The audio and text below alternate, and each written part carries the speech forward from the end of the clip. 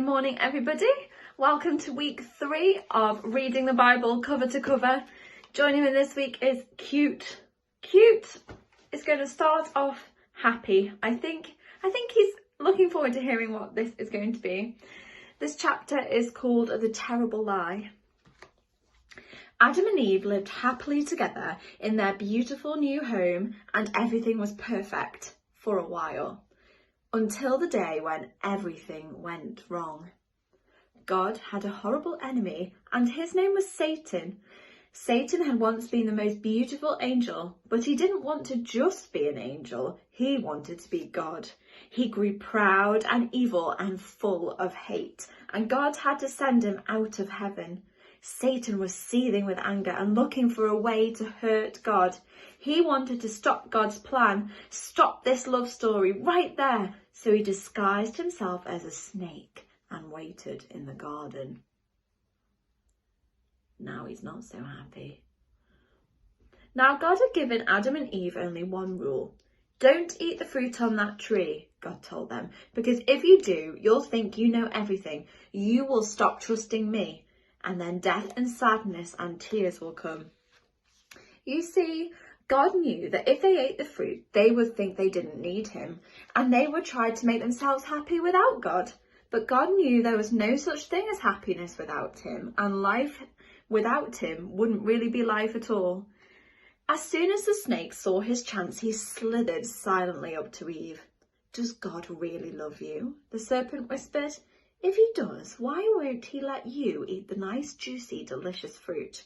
Poor you. Perhaps God doesn't want you to be happy." The snake's words hissed into her ears and sunk down deep into her heart like poison. "Does God love me?" Eve wondered.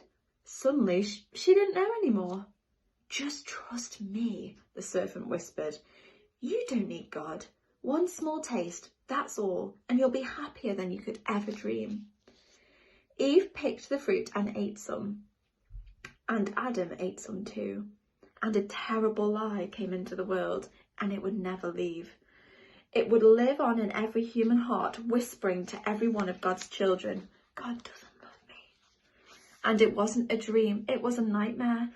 A dove flew from Adam's hand. A deer darted into a thicket. It was as if they were frightened by something. A chill was in the air. Something strange was happening. They had always been naked, but now they felt naked and wrong, and they didn't want anyone else to see them, so they hid. Later that evening, as God was taking his walk, he called to them, "Children." Usually Adam and Eve loved to hear God's voice and would run to him, but this time they ran away from him and hid in the shadows. "Where are you?" God called. "Hiding," Adam said. "We're afraid of you." "Did you eat the fruit I told you not to eat?" God asked them. Adam said, "Eve made me do it." "What have you done?" God asked. Eve said, "The serpent made me do it." And a terrible pain came into God's heart.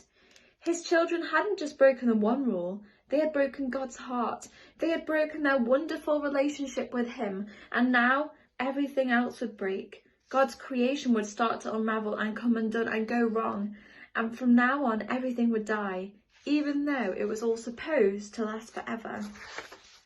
You see, sin had come into God's perfect world, and it would never leave. God's children would always be running away from him and hiding in the dark. Their hearts would break now and never work properly again. God couldn't let his children live forever, not in such pain, not without him. There was only one way to protect him. "You will have to leave the garden now," God told his children, his eyes filling with tears. "This is no longer your true home. It's not the place for you anymore."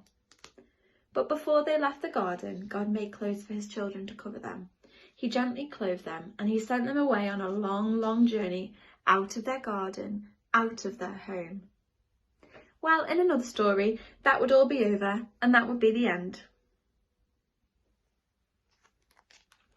But not in this story. God loved his children too much to let the story end there. Even though he knew he would suffer, God had a plan, a magnificent dream.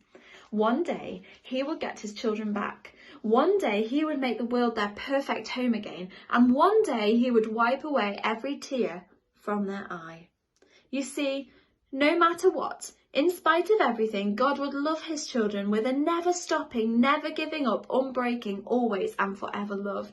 And though they would forget him and run from him, deep in their hearts, God's children would miss him always and long for him, lost children yearning for their home.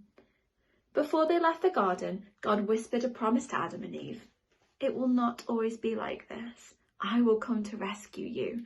And when I do, I'm going to do battle against the snake. I'll get rid of the sin and the dark and the sadness that you let in here.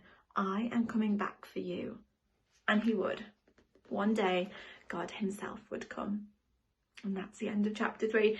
What a bizarre story. A talking snake. There's reference to God walking in the garden. People being naked but not realising. A forbidden tree. It's all a very strange story.